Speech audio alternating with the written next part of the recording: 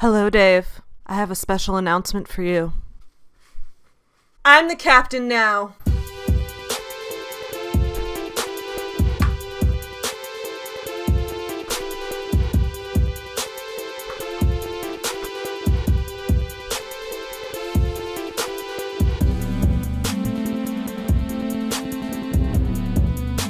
I said I was going to be done with the Hollis Company forever. I said I was done with the Hollis Company and Rachel and Dave. I said I would be done with them unless they did something big again, like release another book or something huge like that that is super related to my channel, and they did it. Specifically, Dave did it because Dave just can't stop being Dave. So today we are going to be reviewing the new book by Dave Hollis that just released this past week, which is called Built Through Excuses. The story of how the divorce was really all Rachel's fault and I, as Dave, take absolutely no responsibility. No, sorry, the title of the book is actually called Built Through Patriarchy. The story of how I took over the CEO position in my own wife's company and still don't understand why she left my ass. No, sorry, the book we're reviewing today is actually called Built Through the HarperCollins Christian Division, Father Dave's Secular Bait and Switch that's really a book full of Bible verses hidden in disguise. No, sorry, today we're reading Built Through Women, the story of how Dave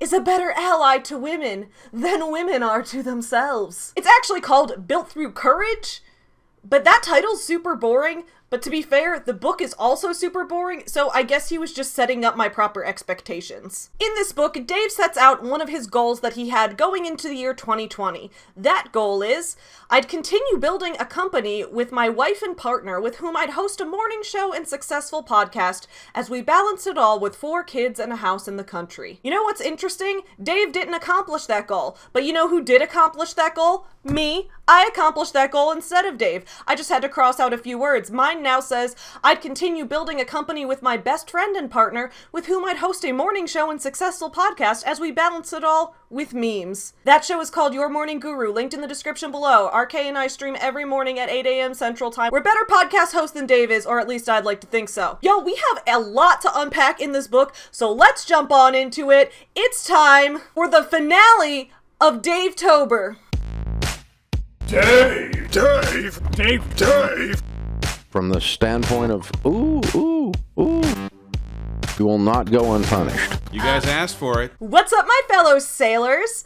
I'm Captain Savvy, and welcome back to Deep Daves, the series on my channel where we dive deep into the lives of guys named Dave. We also like to dive deep into the buttholes of buttholes named Dave, and today's Dave is most definitely a butthole. We reviewed Dave Hollis's first book called Get Out of Your Own Way, which I also like to call Bro Stop Licking Your Balls, or Get Your Head Out of Your Own Butthole, among many other titles. This month on my channel, we've been having Dave-tober, where every week for the month of October, I've been putting out a new episode of Deep Daves. We've covered Dave Rubin, we've covered Dave Grohl, and today we're covering Dave Hollis, the Dave project of my very first Deep Dave episode all those months ago. I also thought it would be a really fun idea to end Dave-tober in a Halloween costume, considering the end of October is Halloween. But I thought dressing up in a Halloween costume might be too much work, so instead I just took over Dave's ship and became a captain for real. Anyway, y'all, if you're new to this channel, please don't forget to subscribe. Every Friday morning at 11 a.m. Central, I put out new videos all about books and business. This past week on my morning show, Your Morning Guru, remember how Dave wanted his goal to be to host a morning show and a successful podcast? Remember how I accomplished that goal instead of Dave?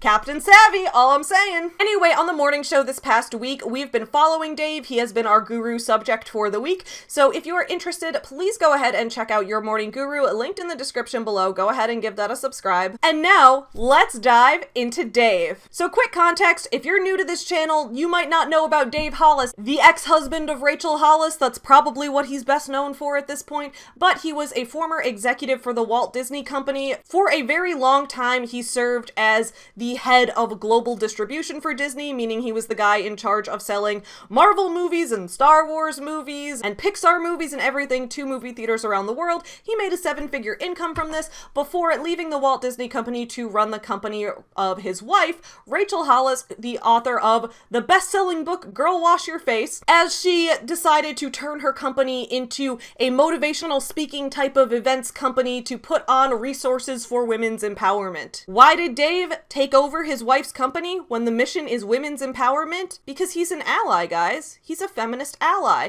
At least that's what the tattoo on his arm says. We'll get into that, don't worry. Anyway, in June of 2020, Dave and Rachel announced their divorce from one another after 16 years of marriage, which took everyone by surprise considering the two of them had been making money selling tickets to marriage conferences where they gave couples advice on how to make their marriages better, which is fascinating considering neither of them are marriage counselors, and they also got divorced and were also having marital troubles at the time of their conference. It's just a perfect storm, right? They got divorced, and Dave continued to work in the self-help influencer sphere, ultimately releasing this book just this past week called Built Through Courage. This book is all kinds of bad. I've always said on this channel that I enjoy things ironically. I enjoy watching shitty B movies. That's one of my favorite things to do.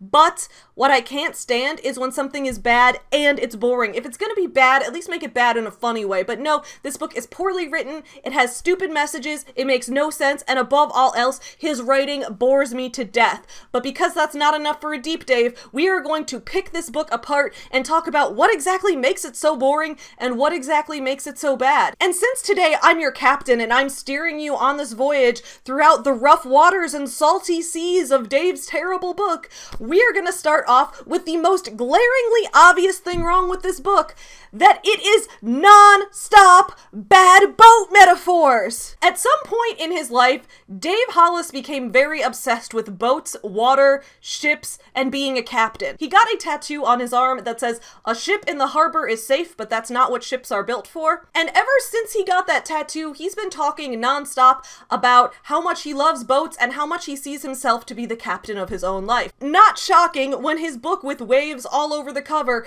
is just constant boat and ship and sailing and captain metaphors. Now, I will say, the power to create an extended metaphor and extend it for such a long period of time is fairly impressive.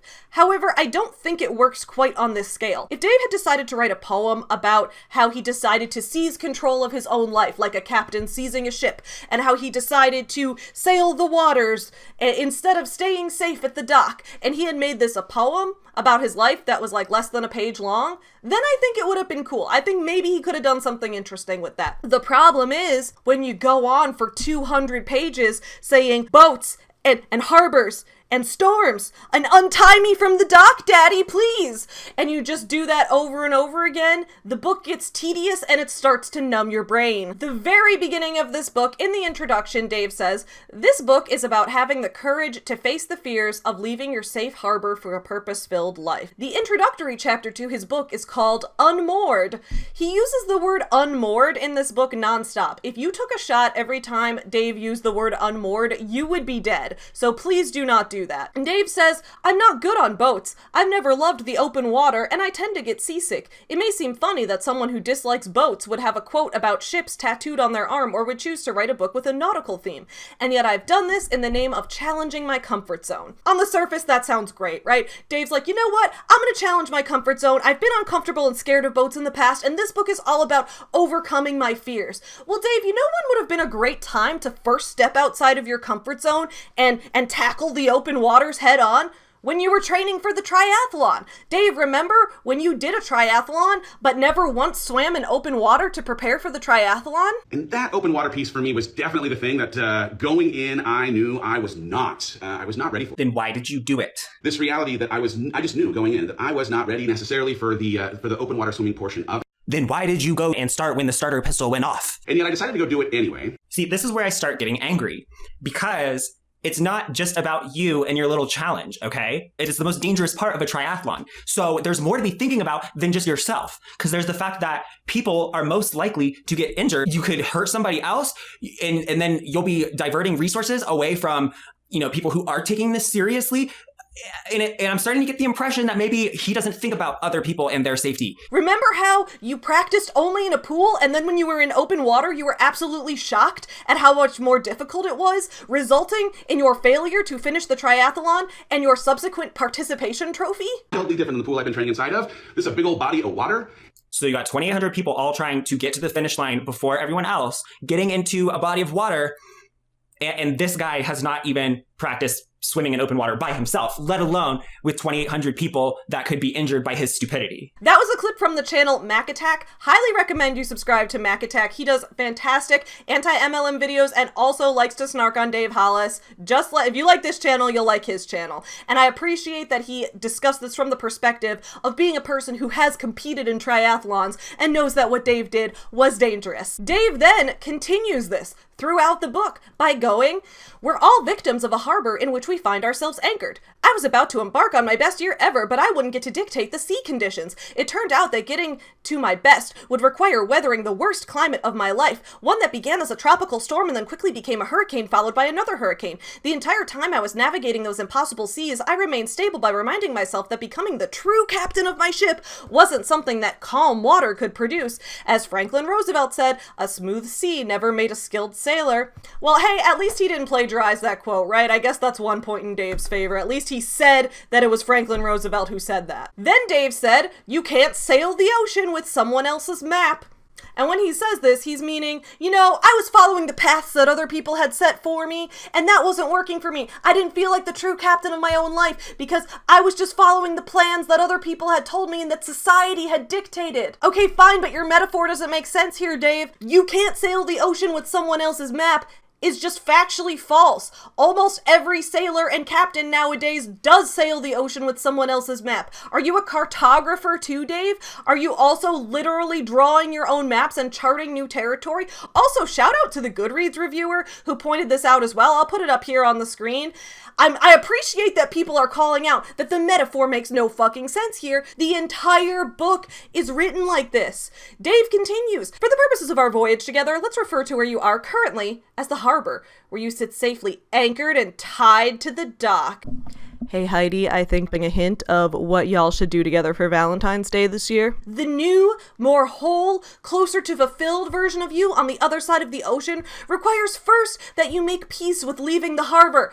Anchors up! The storms you encounter at sea will initially leave you wanting to cut your journey short and return to shore. Step off the dock, step onto the ship, sail toward your fear through the opinions of other people, over the waves of dogmatic thinking, against the current of social programming. Looking for permission to come aboard? Permission granted. If I drift away from my core values, I risk running into ship killers that slow down or even sink my vessel. Locate that North Star.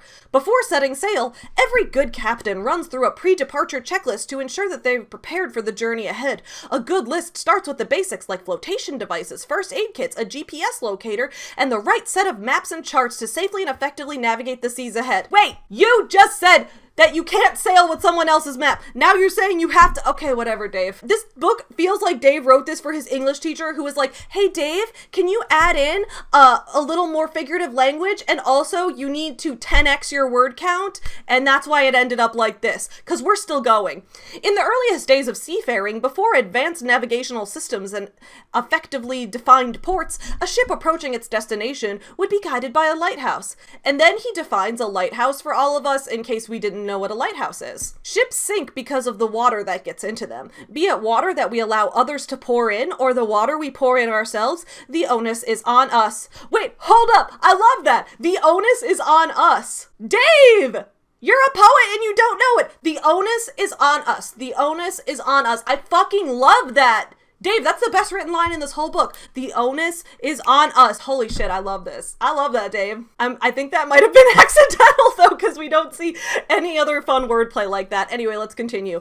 The onus is on us to keep that water out. The only way we'll stay afloat for the voyage ahead is if we are willing to do the work of establishing the boundaries from the forces that can compromise our courage. That is like 10% of all the bad boat metaphors in this book. This is what the entire book is. And while I can admire someone keeping a metaphor going for so long, it makes the book tedious and it makes it confusing to read and it makes my brain start to go bzzz. How am I supposed to remember what specific skill he's telling me to develop if every single skill is defined as leaving the harbor and every single challenge is defined as sailing the stormy seas? How am I supposed to keep any of this straight in my head? This book is also full of illustrations where we see pictures like Dave's tattoo, which you can kind of see that the H's look like B's because of the way that the font is italicized and the way it's kind of cursive. So it looks like it says, a spip in the barber is safe, but bats not what bats bips were built for. But you know what? I feel bad. Shouldn't make fun of people's tattoos. I'm sure some of my tattoos are gonna fade and look pretty ugly in a couple years. It's part of life. You know what, Dave? The only tattoo of yours I'm gonna make fun of is the ally one, and don't worry, that's coming. But then the book is full of maps. It's full of visual guides, which to an extent I can appreciate. I appreciate how he has these little journaling prompts at the end of every chapter. I think it makes the book feel a little more interactive to the reader, and I think a reader could read this and say, okay, what do I want to tangibly take from this into the next stage of my life? Well, maybe I should journal about this thing. Great. In following Dave's morning routine this past week, I've been journaling more in Polish. So anyway, here is my advice to Dave based on this section of the book. Dave, you need to learn to swim in open water yourself before you start telling other people how to sail the seas.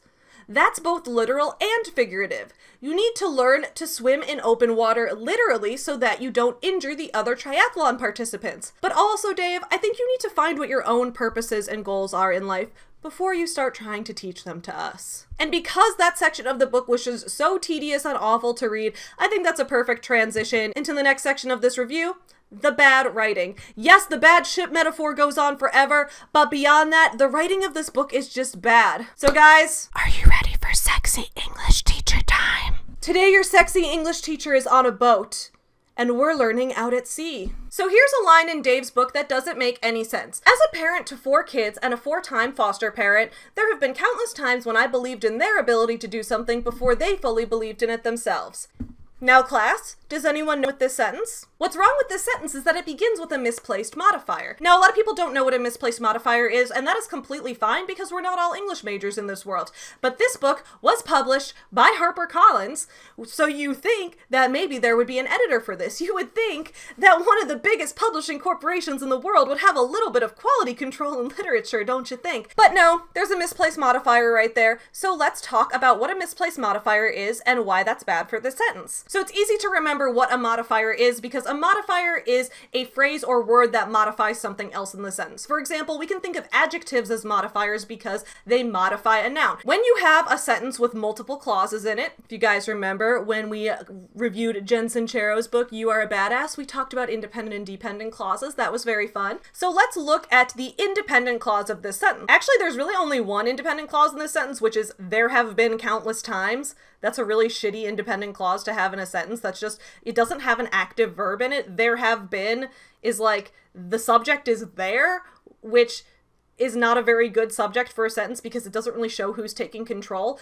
And also it's just there have been, like that's just not, have been is not a very active verb. That's more of an auxiliary verb. So it's just not a very active or engaging sentence to begin with. So there have been countless times is the independent clause in the sentence. When I believed in their ability to do something and before they fully believed in it are both dependent clauses. And then as a parent to 4 foster kids and a 4-time foster parent is an adverbial phrase that is modifying the clause there have been. Okay, that makes sense? We'll get into the details of this a little bit. Or actually, it might be an adjectival phrase. Guys, I haven't been to English class in a while, but I do know how to edit this sentence properly. I'm about to tell you. Anyway, the meaning of the sentence that Dave is trying to convey. He's experienced life as a parent, and he's seen his kids not believe in themselves or not feel that they can do something, not know that they have this ability, and that he believed in them even if they didn't believe in themselves. So that's the meaning of the sentence overall. But this sentence as it's written doesn't technically convey that. As I said, the subject of this sentence is there. The subject of a sentence is normally who is doing the thing, and it doesn't always have to be that cut and dry,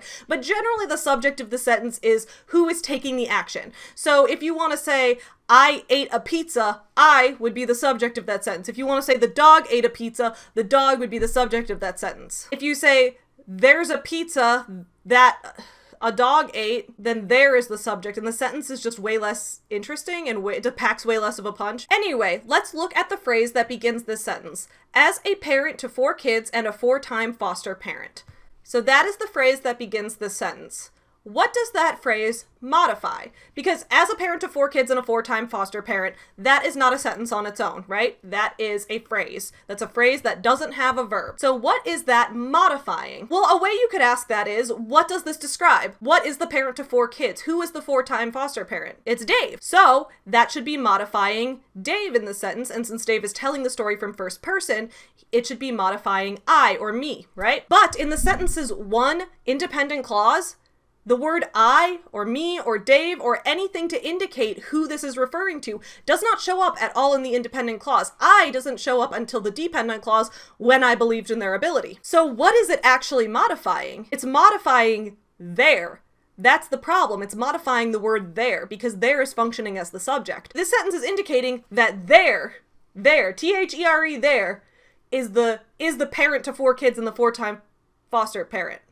But no, it's Dave. That doesn't make any sense. Since the word there makes it a little confusing, let me give another example. Imagine that Dave had written this sentence as a parent to 4 kids and a 4-time foster parent, my kids don't always believe in themselves right away. It looks like the kids are the ones who are the parents, right? And that doesn't make sense. The subject of the clause that is being modified by the modifier needs to be the thing that actually that modifier refers to. So Dave could rewrite this sentence. He could rewrite it to say, as a parent to 4 kids and a 4-time foster parent, I have often believed in my kids' ability to accomplish something before they believed it themselves. That's all he had to do to fix that, and then we could have saved this whole thing. But on the bright side, hopefully you all learned something about misplaced modifiers today. Let me know if you have questions about them in the comments below. Here's another example just of bad writing that I didn't like in this. That's not grammatically incorrect at all. It's just like annoying. So Dave talks about a job he had where he says, I was assigned to assist the producer of the pregame show, a grizzled industry veteran who'd worked countless Super Bowls.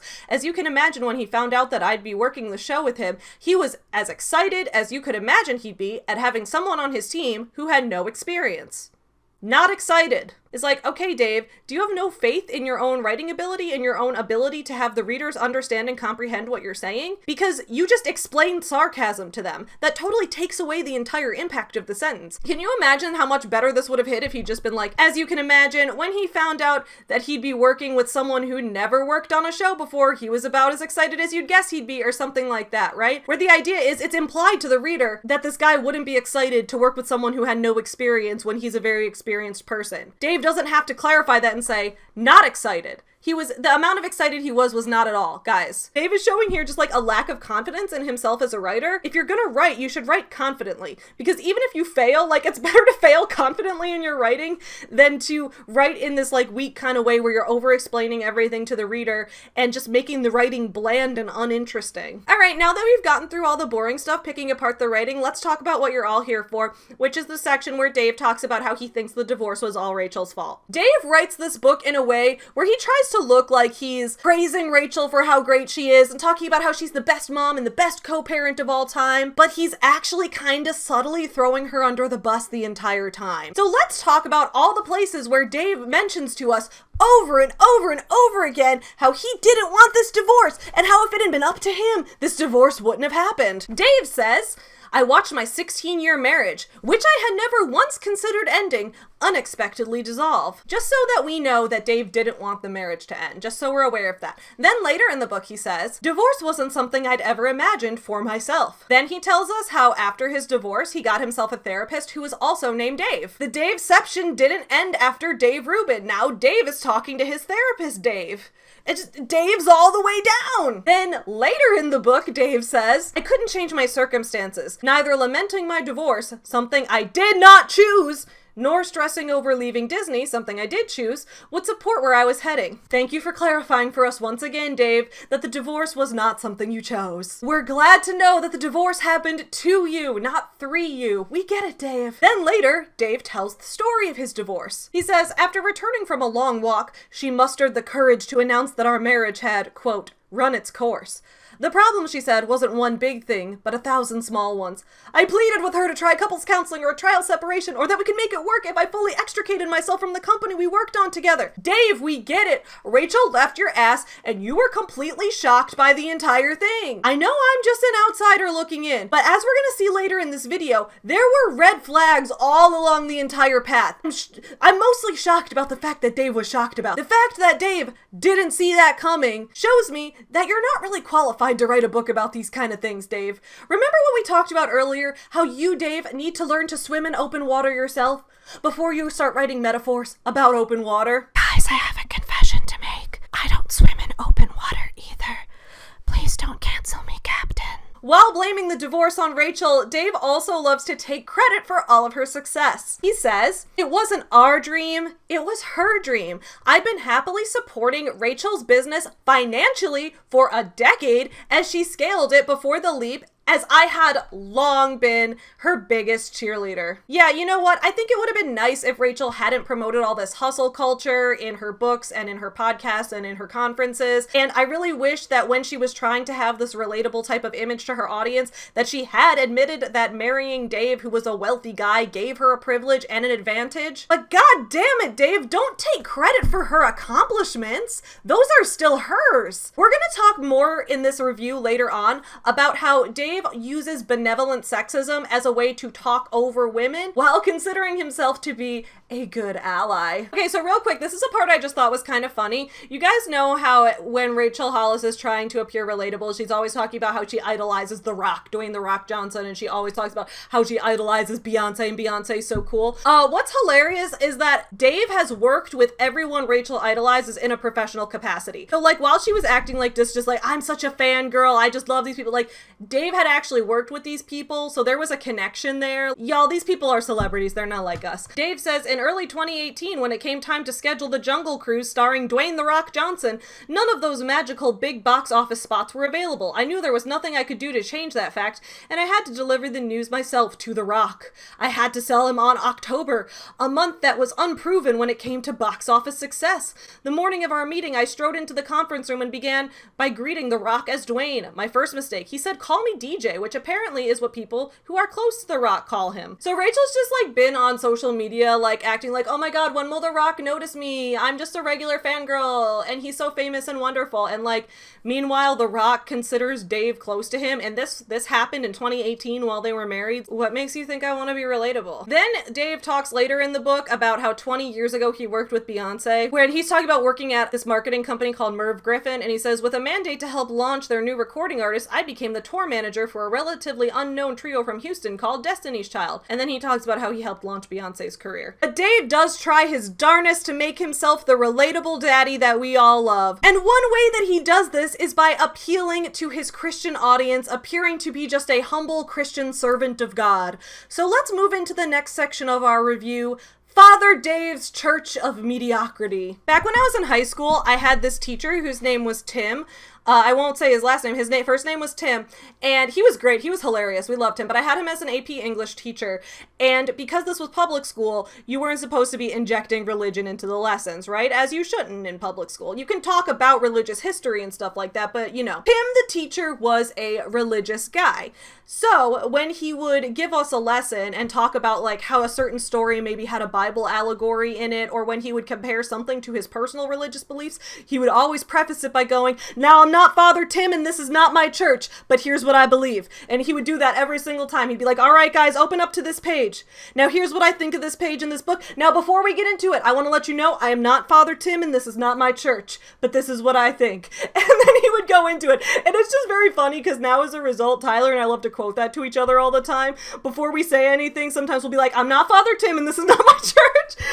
Anyway, shout out to my English teacher from high school. You were cool. But so much of this book reads like Dave is doing exactly that. He basically is just going, now I'm not Father Dave, but you can call me Daddy Dave. Now, I had originally thought that maybe this book had been published through Thomas Nelson, which is the Christian imprint of HarperCollins, since that is the division that published Girl Wash Your Face, and Girl Wash Your Face had a lot fewer Christian references in it than this book did. But no, this book was just published by HarperCollins' leadership division, not even their Christian division. And if this had been published by their Christian division, I think it would make a lot of sense, some of the stuff that Dave says in here. But the fact that this was targeted at supposedly a secular audience makes it a little shocking when a lot of the book is Dave saying things like the idea that pushing away from comfort, cultivating the courage to do something that scares you, an attempt to honor your creator, isn't so much an opinion, but a requirement for anyone interested in living a life of growth, fulfillment, and impact. Or then later when he says, it reminds me of a story in the Bible when Peter sees Jesus walking on water. And then Dave spends the rest of the page telling the story of when Peter sees Jesus walking on water. And then later Dave says, you were created for a reason. Deliberate, meticulous design. And then later he says, for you, be it my God or not, my conversation boiled down to asking two important questions of our higher power. And one of them was, what did my creator specifically design me to do? And later Dave says, my identity starts with my faith in something greater than myself. James 4:8 from the Bible reads, come near to God and he will come near to you. While I respect that you might not believe in the higher power that I do, I encourage you to connect first with something beyond yourself for strength. Checkmate, atheists! God is proven! You were born this way. The intuition, passion, drive, ambition, and everything else was placed there by design. It was not a mistake that it existed, it was intention. The Bible is filled with stories of perseverance. Jonah, Joseph, and Job, to name a few. Lazarus literally had to die to be brought back to life. What part of you might have to die so that you can be brought back to life? Ego, status, and finally, when things get hairy, find yourself a quiet spot, take a string of deep breaths, and speak the Serenity Prayer out loud.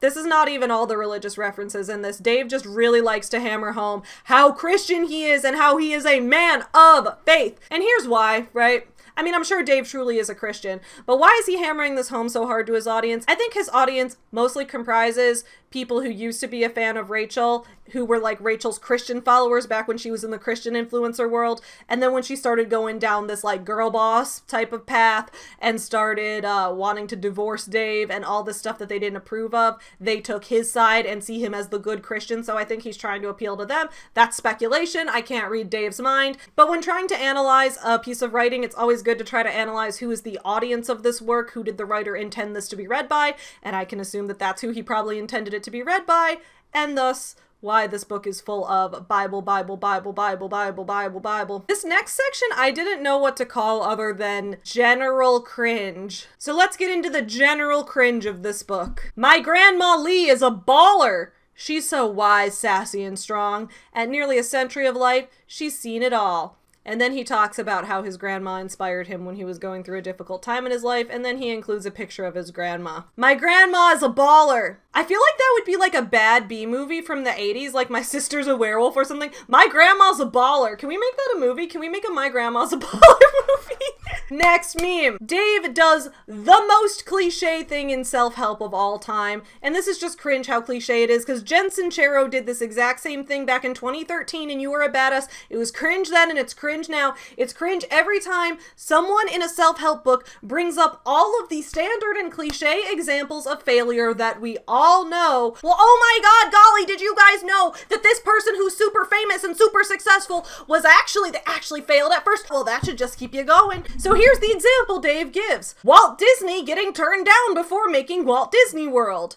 Bill Gates' business failing at first before Microsoft. President Roosevelt having polio? I mean, that's not a failure. He was still president. That's just he had a disability, dude. Dave, it's a little ableist. Steven Spielberg being rejected from film school. Oprah growing up in poverty. J.K. Rowling growing up in poverty. Michael Jordan being cut from the basketball team. Thomas Edison saying, I didn't fail, I found 10,000 ways that don't work. Didn't Thomas Edison actually plagiarize most of his work? Dave has a type. Those are like the things on motivational posters in high schools. Don't quit. Didn't you know that Michael Jordan was cut from the basketball team? Didn't you know that Thomas Edison, when he first tried to create the light bulb, he didn't make the light bulb at first? Didn't you know? Why is my Midwest coming out like 1,000 times more than usual right now? Anyway, Dave, have some originality. The final piece of general cringe we're gonna talk about is how much stock Dave puts in Heidi in this book. You know how I just said that Dave has a type?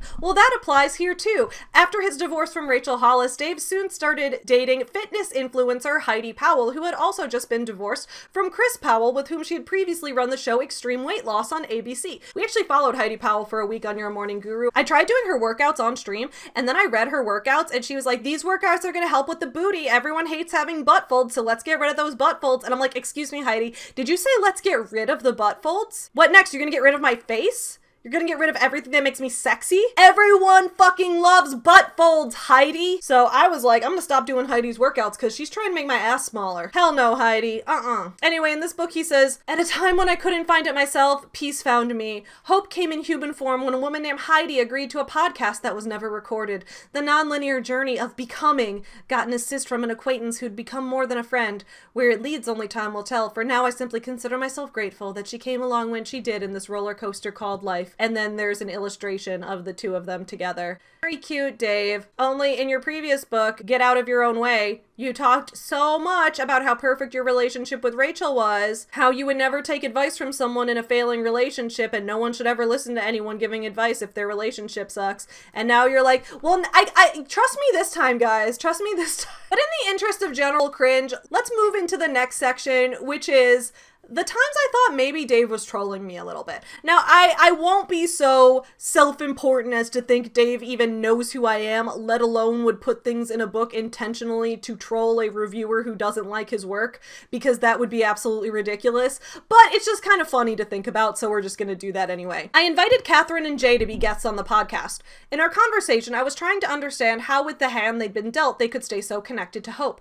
How had they been able to turn this thing that happened to them into something that happened for them? Now, you guys, if you've been on this channel for any amount of time, you know that I have a thing for the to you and for you. Tony Robbins said it first, right? Tony Robbins, we reacted to some of his conferences where he'd be up on stage going, can life happen to you? Or are you gonna make life happen for you? And then when I was reviewing Rachel's documentary called Made for More, I was playing a drinking game with Tyler, and there was a part during the documentary where she basically straight up plagiarizes Tony Robbins, no surprise there. She's up on stage going, you're gonna decide right now, is life gonna happen to you or is life gonna happen for you? And I was like, well, what if life happened through you? You don't have to decide if life's gonna happen to you or for you, just compromise, split the difference, have it happen through you. So now I have merch, I have mugs and stickers that say life happens through you. It's a joke I've been making on this channel for a long time. And Dave, of course, had to just dump it right in there. Is this a thing that happened to them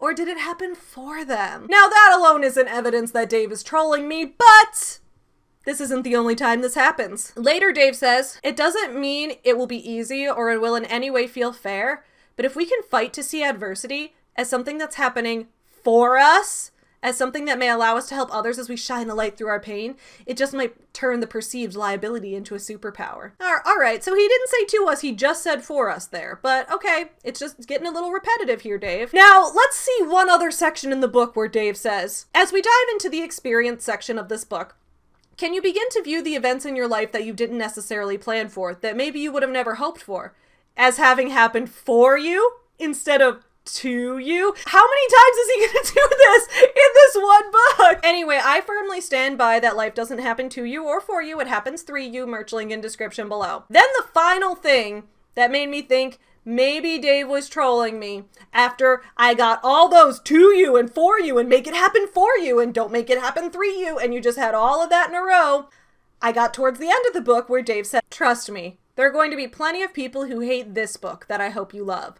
That just means this book wasn't written for them. I know that, Dave. It was written through me. Nevertheless, I'm still so proud of having written it for those it's intended for. Dave says, if your book brought 50 one-star reviews but kept one person on the verge of taking their life from doing it, would you write it? That went from 0 to 100 real quick. I feel like Dave's trying to emotionally manipulate me here. And because Dave understands that life happens through you and this book was written through me, he talks about how in life there are 3 buckets of people. And then he includes this illustration that says the 3 groups of people in your life. 85% casual relationships with people who are not actually thinking about you. 10% people you love whose opinions about you are really about themselves. And 5% people you love who are legitimately concerned about you. He then repeats this by going, 85% are casual acquaintances. Dave, where the fuck did these numbers come from? You put these things in a graph, like, look, it's in a graph, therefore it must be true. I didn't see it. Maybe it's because I was reading the ARC. By the way, sorry, I was supposed to disclose that I received an ARC of this book from NetGalley, and so I read it for free, and I didn't get to read the paper book before I left for New Orleans because it didn't come out yet, so I read the ARC on NetGalley. So maybe because it was the advanced copy, it didn't have the citations or note sections in the back. Anyone who's reading the official published one, let me know in the comments. Does anywhere in the citation, do the citations exist? And if they do exist, does he ever give a source from where these 3 groups of people in your life come from? Or did he pull that out of his ass? Dave, you don't know me. You don't know what percentage of people in my life care about me versus what percentage don't think about me. I think there probably is some level of accuracy to this. I think it's fair to say that likely for the majority of people you encounter aren't going to think about you that hard because most of us are focusing on our own lives and the people close to us. But why are you using exact percentages? It just makes you sound less credible when you clearly got these from nowhere. Now it's time for my favorite part of the video, Dave the ally. Dave, the straight white man who recognizes his privilege and does everything in his power to be the best ally he can to women, people of color, and the LGBT community. We love and support you, Dave. When we reviewed Dave's previous book, we talked a little bit about how he has a tattoo right here on his arm that says ally. He went and got a tattoo that says ally. And I'm actually like a little upset about this because I actually wanted to get a tattoo right here that says Allie. Allie is the name of my dog who passed away in 2019. And I was going to get a tattoo here for her. Maybe now I'll get like wings on a paw print or something. Maybe I'll get it somewhere else. I don't know. Anyway, Dave, thanks for ruining that for me. Here's what Dave says about his tattoo. The first tattoo I got was the single word, ally. It sits just below my elbow on my right forearm and acts as a reminder that I'll stand with you and advocate for your worth, especially if you don't have as loud a voice or enjoy the same access I might as a straight, white, able-bodied male American. I got the tattoo just after my biracial daughter was born, a year into attending an intentionally multicultural church that opened my eyes to so many things that only exist in doing life with those who've had a different experience from my own. I got it after watching my close gay friends get shunned by that same church. Wait, did you stay at the church after they shunned your gay friends? Or did you find a new church? You should probably clarify that in the text, Dave. In claiming to be such a good ally, Dave recognizes that his male privilege and white privilege helped him get where he was in the Walt Disney Company and helped him advance so far in his career. He says some of the following things. The worry of judgment around how we parent is among the hardest to shake.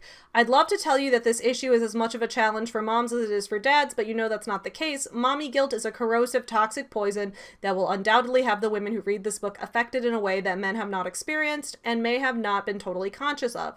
Daddy guilt, on the other hand, is, well, non-existent, or if it does exist, it's nothing compared to the standards, expectations, and feelings that women inevitably endure. So on the one hand, I can say, okay, Dave, if someone reading this book is a father, is someone like you, and looks up to you as a role model and reads this and takes your word for this and says, okay, well, you know what, mommy guilt, if that is a big problem, maybe I do need to be more supportive for my wife. I think it would have been better if Dave, I think it was told, like, check your privilege, and went into this to just be like, I am a privileged straight white man and I am sorry, but that doesn't do anything.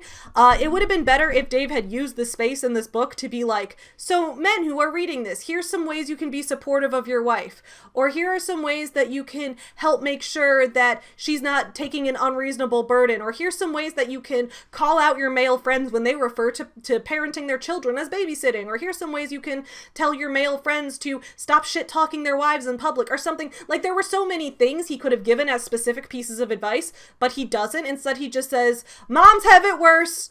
I love and support moms, and then moves on. So, Dave, if you want to take being hashtag not sexist to the next level, then maybe like give some actual advice on how people can be an ally. But here's the thing, I don't think Dave's ever actually been an ally, and we're gonna get into why in a second. Guys, you knew it was coming.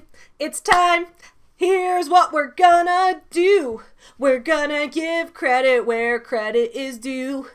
I'm the captain, not you. but we'll still give credit where credit is due. So Dave does say in this book right here, men, you can't have it both ways. You can't tell your daughter that she can be anything she believes she can and then passive-aggressively punish your wife, whose ambition to bring light into this world makes you a little uncomfortable for heeding her call. Your daughter sees both. The women in your life are light bearers. You can be an accomplice in the impact they'll make in supporting the full exploitation of their gifts and dreams. The sentiment behind this he deserves credit for, right? But the wording of this is fucking weird. Women are light bearers! Dave says many pieces of the double standard were created by and fueled by men over time, so if the double standard is going to go away, we're going to have to do our part to disassemble it. So I do appreciate that he says, like, men, fathers out there, if your daughter sees you, or believe in yourself, you can do what you want, but then judging her mom for not being home with the kids all the time, or for taking too much time at work, or for not working enough, or just trying to squash whatever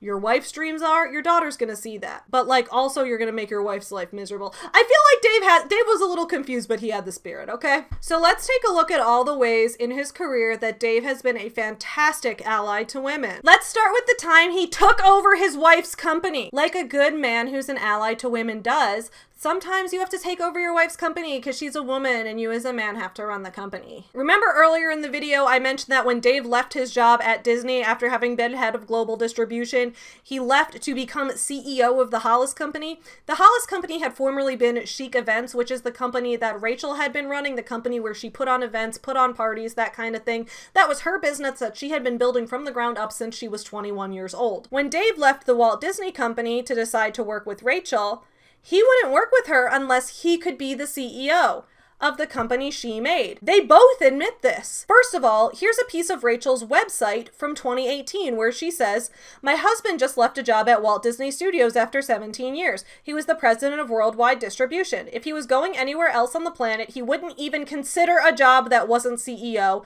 And frankly, I wanted to be respectful of what he has earned in his career." And then Dave went on Tom Bilyeu's podcast and said this. What's it been like for you to go from typical male breadwinner for a long time in your relationship and then to have the roles reversed? Did that fuck with your head at all? Absolutely. I'm 8 years older than she is, so I was just further along in my career when we met. I had, as a part of my identity, provider. I went through, because of it having been so entwined in my identity, a crisis because of the way that my salary afforded a backstop for her taking a chance on some new piece of the business. And I'd given value to her loving me because of the security. If she doesn't need me, will she still love me? Became a real thing.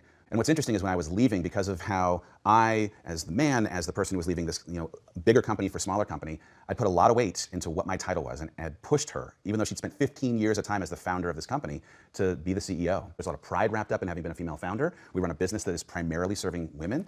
And so for me to have asked her, hey, I'd like to be the CEO, but she did it begrudgingly and did it because of what for me was very much ego. Wait, Dave, you consider yourself to be a provider? You and Rachel have both been working full-time the entire time that you've been together. She's been a full-time entrepreneur building a business from the ground up. You made more money than her, but because you made more money, you considered yourself a provider? You don't consider her a provider despite the fact that she was working both in and outside of the home? You were the financial provider despite the fact that she was a CEO. She was running her own company making money, but you considered yourself the provider. You considered yourself an ally to her as a woman because you gave her financial support in her business. Dave, that's not allyship, that's benevolent sexism. According to the Encyclopedia of Adolescence, here is what benevolent sexism is.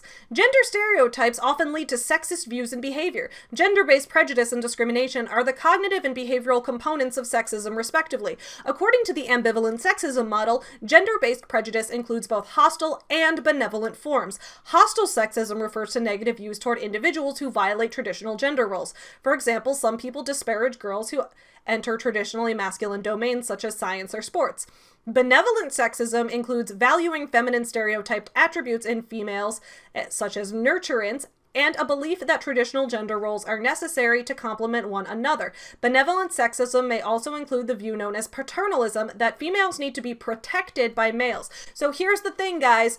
A lot of people think that just because they're not participating in hostile sexism, that they're not sexist at all. But just because you're not out here trying to force your wife to stay in the kitchen, you still could be a sexist person, because being nice to women for the sake that you think they need your protection is benevolent sexism, which means you're doing something that you think is nice, but the nice thing you're doing is still rooted in prejudice. So Dave is over here acting like, oh, I needed to support Rachel. She needed me as a provider. I needed to be the CEO because I was the provider. I was the hero for her. I was an ally to her as a woman because I uplifted her, but he uplifted her in a way that was acting as if she needed his support. Maybe she did, maybe she didn't. I don't know the intricacies of their life. But what he's describing here does not sound like allyship. Taking over your wife's company, taking the CEO role from her, and calling yourself the provider when two parents have been working full time, both of them. He made more money, but just because he made more money, he was the provider.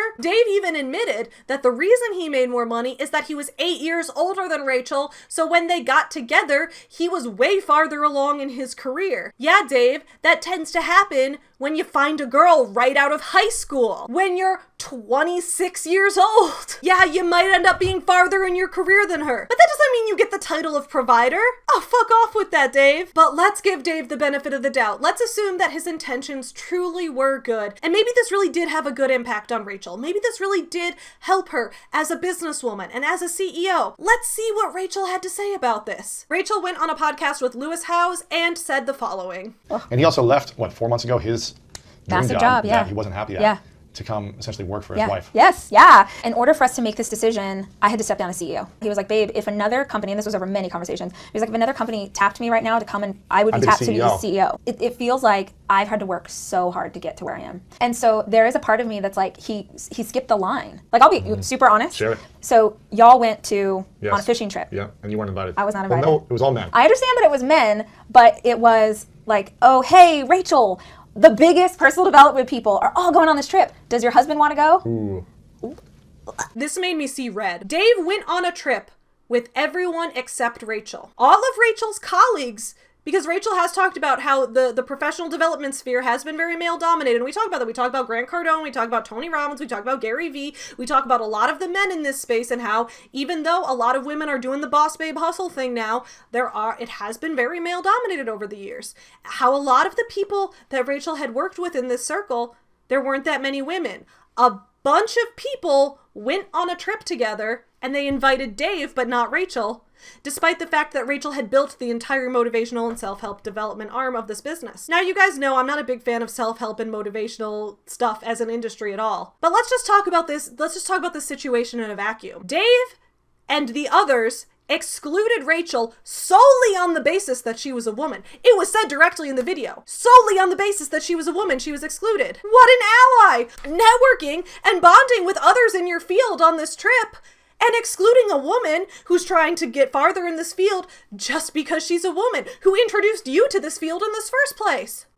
What an ally! I have absolutely no patience for this. And I do not want to hear a single excuse about, well, it was a guy's trip. Do you think gender segregation is going to solve anything in this world? I have no patience for gender segregation. The straights are not okay. Guys trip, girls trip. No, if you're excluding your friends or colleagues from something on the basis of gender, you're sexist. I don't give a fuck if it's a guy's trip or a girl's trip. Straight people are not okay! At the end of Dave's book, he has a piece that indicates that he might be working on a future project all about allyship. His writing isn't very clear, so I'm not quite sure if he's planning a book all about being an ally, which if he is, Dave, please don't. Let's talk about a final example of Dave sucking at allyship that's going to bring us into one of the final sections of this video. So Dave has a show on Instagram called Tea Time with Noah. I have a big problem with this show and we're going to talk about it in the next section.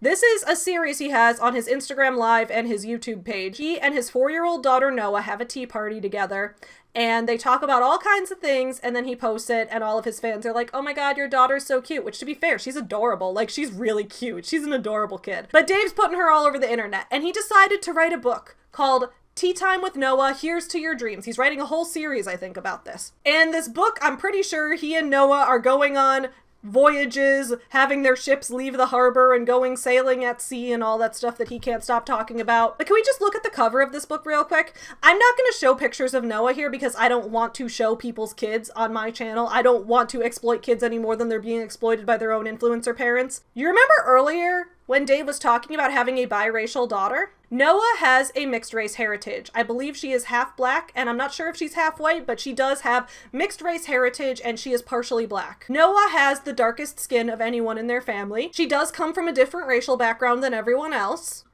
But when we hover, what do we see? Noah is lighter skinned than Dave. You let the artist of this book whitewash your daughter? You let them make your daughter look whiter than you? I'm sorry, is that what an ally would do?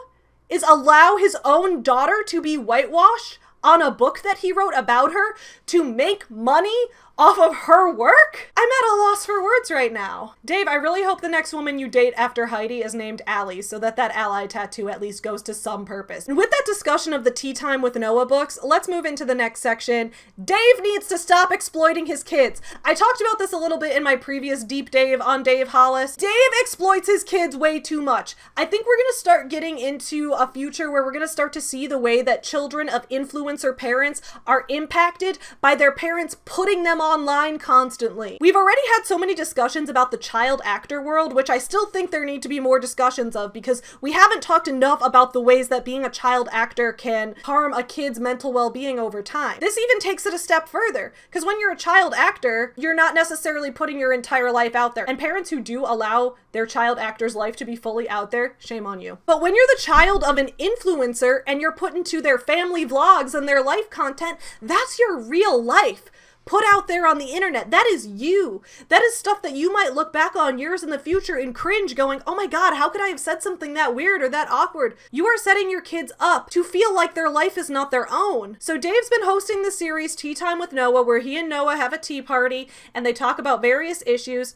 For this, if you want to see some reactions to the actual show, I highly recommend this channel called Kia's World. She's been making fantastic videos dissecting Dave's YouTube and Instagram shows that he's been hosting with his children and talking about how he needs to stop exploiting his children for profit and for content. And I think she does a great job breaking these down. So I will link her channel in the description below. I highly recommend you check out what she talks about with this. On Tea Time with Noah, he's talking to her about concepts that she can't understand. Like, it's very obvious that she's being used for content here. Do you guys remember the movie Gone Girl? And there was that series of books called Amazing Amy, where Amy's parents write a series of books about her, and they always made the Amy character like more interesting than the real life Amy was, and it fucked her up. I'm not saying that Dave's life is gonna turn into a thriller novel like Gone Girl. I'm saying that it's weird. It has weird vibes. I hope you guys all enjoyed this video. I will see you guys again Monday morning on the Your Morning Guru channel, and Friday morning on this channel. And I will see you in November for the review of Dave's documentary. We know that's happening.